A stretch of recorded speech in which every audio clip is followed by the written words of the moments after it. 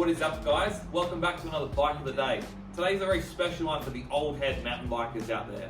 They'll recognise these things. This is an Intense M1. This really is a throwback to what built mountain biking into what it is today. This one here is a sort of a later of the M1 variants made by Intense. These are handmade in America, ridden by a bunch of famous shredders who won all the first mountain bike races and really just put these things on the map.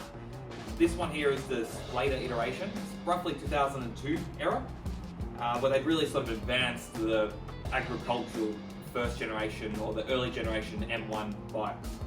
This one here is a bit of a bitzer because the rider loves it and he rides this to this day. He rides this for the big trails still, so it's ended up with a bunch of different parts all over it of different generations.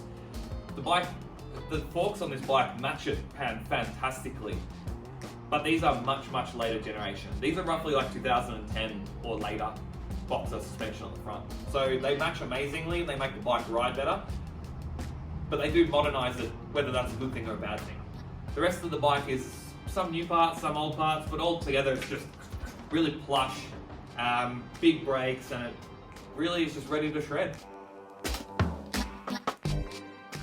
This bike is an absolute vibe, but it is a bit of a rough old girl. You know, like a lot of alloy downer bikes from the early days, this one's had some cracks and it's been repaired before.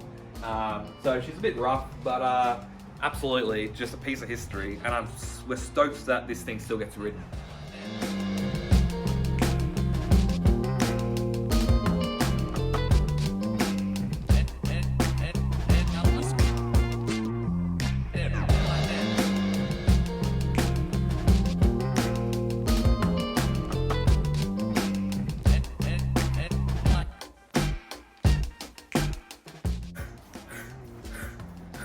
We know it shreds, but we've just got to find out one last thing. Does it do wheelies?